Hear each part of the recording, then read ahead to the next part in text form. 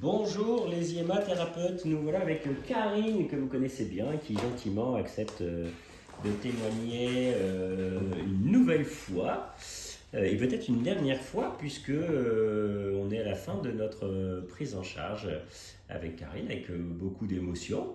Et puis je vais donner la parole à Karine et demander forcément son ressenti. Mais on a pu faire le point des différentes personnalités qu'on avait vues en formation, et puis vous avez eu aussi la chance, et remercie encore Karine de s'être prêtée à cette démonstration avec vous.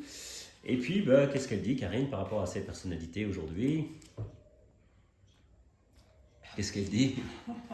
Elle dit merci, docteur Le Rouge. C'est pas ça, c'est qu'on a fait le Ouais, point. non, Donc, mais... on a repris chacune d'elles. Voilà, travailler... Satisfaction de la relation avec chacune d'elles, que chacune d'elles soit à sa juste place. Les accepter, il y en a qui ont disparu, il y en a qui font partie intégrante de moi. Et c'est une impression de contrôle en fait. Et il y en a qui ont fusionné, il y en a qui sont partis, et tout roule. En tout cas, donc sur chacune d'elles, si je vous demande si elle est à sa juste place et satisfaction de la relation que vous avez avec chacune d'elles, on est à 10 pour chacune. Donc ça, c'était super de se rendre ça. On a pu reprendre aussi votre histoire de vie, là, votre diagramme en jaune, parce que la couleur préférée de Karine, vous le savez, c'est le jaune. Et puis, Karine, elle s'aperçoit qu'on a tout traité, voire même des scènes qu'on n'a pas traitées, mais... Elle travaille avec d'autres séances sur d'autres sujets. En fait, on fait que... une des grosses scènes pour lesquelles j'étais arrivée avant, ça s'est traité avec les autres séances en fait. C'était quelle scène ça, si vous pouvez nous dire? La scène où je me suis fait agresser à l'hôpital. Voilà. Donc c'était des cauchemars, cauchemar sur cauchemar. Je me réveillais tétanisée, je pouvais pas m'approcher de l'hôpital, je pouvais pas mettre un pied à l'hôpital, et là j'y suis retournée 3 fois depuis, et plus de cauchemars. Et la dernière fois, j'y suis même allée avec ma cousine, et j'ai su faire l'andouille pour la déstresser. Donc voilà.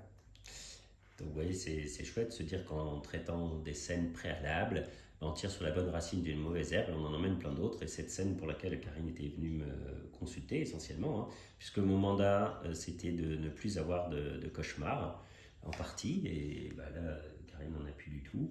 Et puis un autre de mes mandats c'était une relation avec vos parents. Aujourd'hui vous êtes complètement tranquille par rapport à ça aussi.